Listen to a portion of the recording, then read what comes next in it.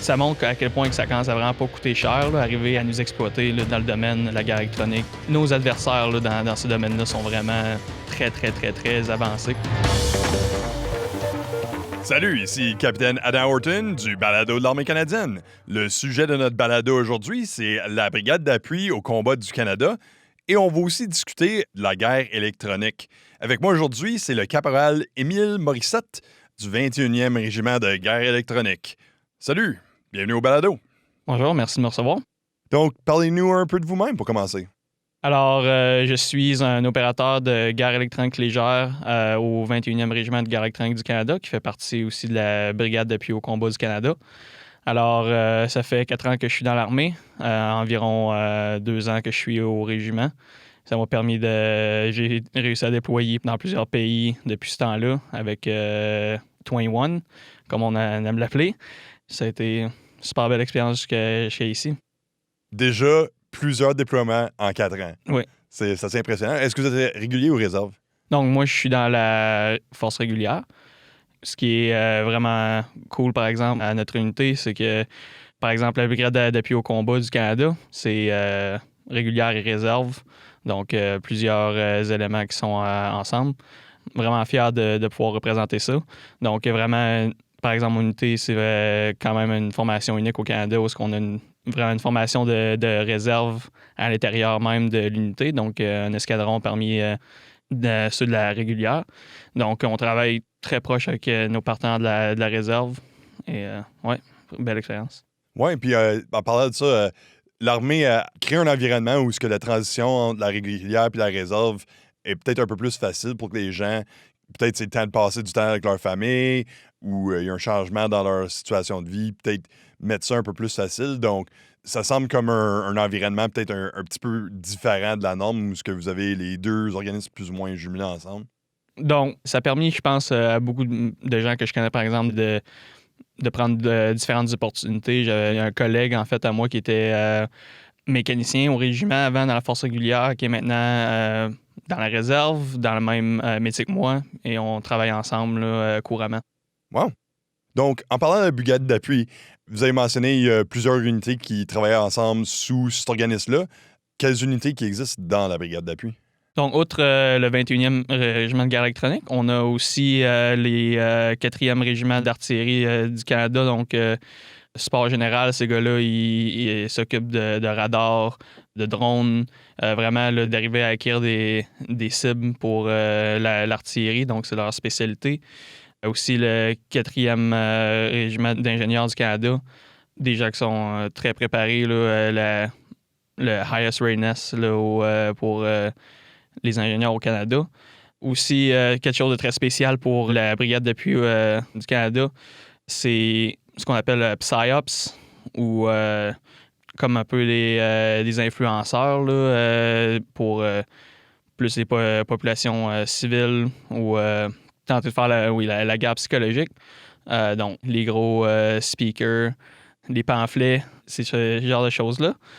Et aussi le régiment d'intelligence du Canada qui nous donne du support là, pour tout ce qui est intelligence. Donc, c'est vraiment d'arriver à regrouper ces unités-là ensemble puis de les faire travailler ensemble pour développer une plus grosse image là, du terrain de combat, ce qui est crucial là, dans la guerre moderne. Est-ce que vous avez eu la chance de travailler avec les autres organismes? Un petit peu, oui. J'ai eu un peu de l'expérience minimale, mais on a travaillé ensemble là, pour donner des briefings sur les capacités de la brigade d'appui au combat du Canada. Donc, j'ai eu la chance de pouvoir visiter c'est quoi leurs capacités aussi, les connaître mieux. Aussi, on a eu la chance, pendant nos entraînements dans le terrain d'entraînement, juste ici, sur la base de Kingston, les laisser utiliser leur speaker de combat, qu'on appelle. Oui, oui. Très fort. C'était une très belle expérience. Donc, comme soldat dans le métier de guerre électronique, que faites-vous de jour en jour? Jour au jour au régiment, c'est travailler ensemble pour faire en sorte que tout cet équipement-là qu'on a, véhicule inclus et plusieurs autres choses, fonctionnent comme une machine bien huilée. Donc, c'est de l'équipement qui peut être un peu parfois complexe à comprendre ou à utiliser et aussi facile à briser. Donc, il faut s'assurer là, que ça soit tout le temps bien inspecté puis que quand on en a besoin, ben ça fonctionne. Donc, pour moi, jour du jour au régiment, c'est de m'occuper de cet équipement-là avec mes collègues. Sinon, souvent, quand on est en exercice ou déployé, ben c'est là que moi, en tant qu'opérateur de guerre électronique légère, je vais être associé avec des équipes de reconnaissance, infanterie légère ou encore des snipers. Même si on utilise des G-Wagons, on suit aussi les reconnaissances blindées. Quelle sorte de personnes que peut-être qui appliqueraient dans le domaine de la guerre électronique? Est-ce qu'il y a des talents particuliers que vous direz servent mieux dans ce domaine-là?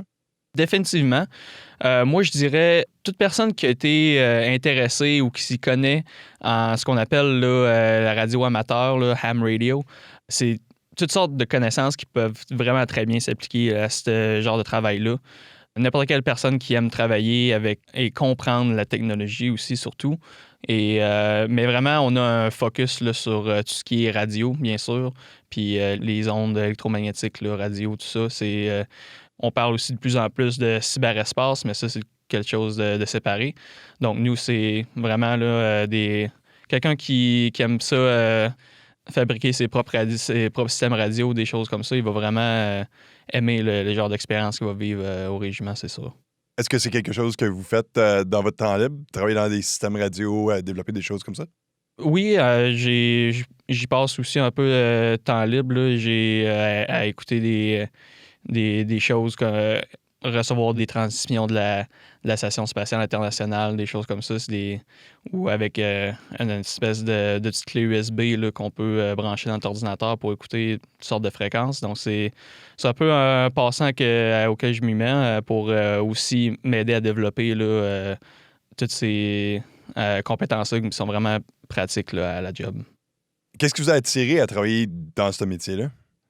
Moi, j'avais un bon ami à moi avec qui on faisait les cadets quand on était jeunes, puis on s'était mis ensemble pour dire qu'on voulait aller dans l'armée. On l'a fait, sauf que lui est allé dans l'infanterie, moi je me suis ramassé ici.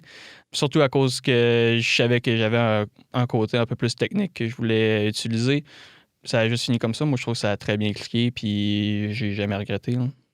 Donc, en revenant sur la brigade d'appui un petit peu, on voit que la brigade d'appui, il y a plusieurs unités différentes. Puis à ce que je sache, par exemple, ils se tombent sous la 5e division qui se retrouve en Nouvelle-Écosse.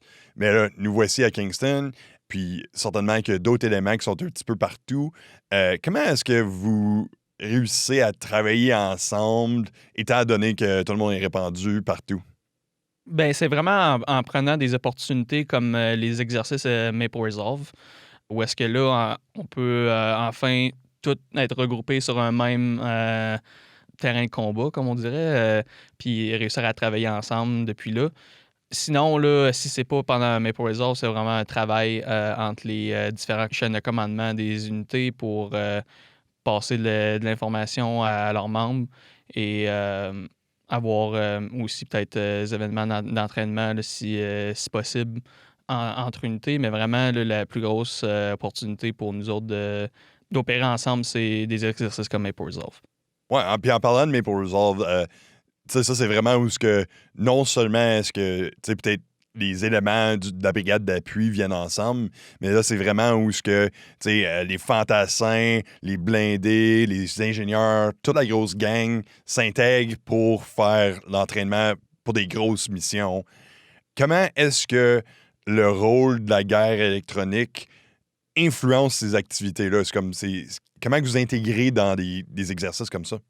Donc, moi, je vais parler de mon expérience personnelle en tant qu'opérateur de guerre électronique légère. Donc, ça, c'est vraiment être au front là, de ce combat-là avec la reconnaissance et infanterie légère, des choses comme ça. Donc, pas tout le temps des bonnes communications de retour vers les commandants, des choses comme ça. Mais ce qui est important, c'est qu'on puisse donner à ces unités-là qu'on supporte une meilleure connaissance de leur environnement, de qu'est-ce qui se passe. Réussir à détecter les ennemis avant même qu'ils soient dans le champ de vision ou tout simplement là, réussir à garder On parle souvent là, de light discipline, mais aussi radio discipline, c'est une chose aussi, je veux dire, c'est comme la lumière, c'est une onde électromagnétique qui se propage.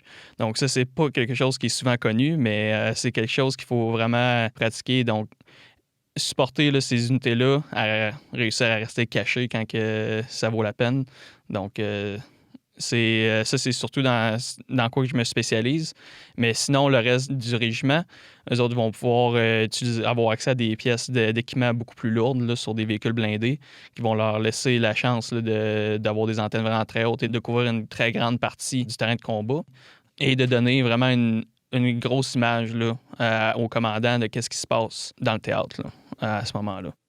J'aime que vous soulevez le point en particulier, la comparaison avec le light discipline, parce que j'ai récemment, en fait, lu un article en ligne à propos de l'armée américaine que lors d'un exercice, les soldats qui avaient apporté leurs appareils personnels avec eux et l'ennemi dans l'exercice utilisait des techniques de guerre électronique pour déterminer l'emplacement des soldats basés seulement sur leurs appareils électroniques.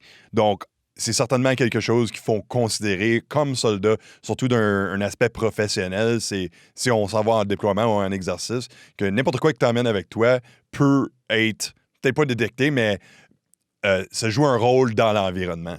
Oui. Donc ça, c'est très vrai. Là. Puis c'est quelque chose qu'on veut vraiment là, attirer l'attention de tout soldat canadien là, vers ce problème-là qui devient de pire en pire. Je dirais vraiment, quand on pense, là, ça commence à coûter vraiment pas cher. Là, arriver à exploiter ce genre de données-là.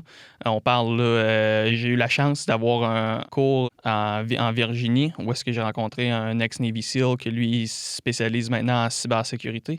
Il m'a raconté comment que tous ces facteurs-là, comment ils peuvent acheter un simple un micro-ordinateur à 40$, plugger une carte Wi-Fi à 10$ dedans, et juste en utilisant ça puis un peu d'ingénuité, ils peuvent arriver à détecter s'il y aurait des éléments de certaines armées qui approcheraient, dépendamment de quel genre d'intelligence qu'ils ont collecté sur eux avant, bien sûr.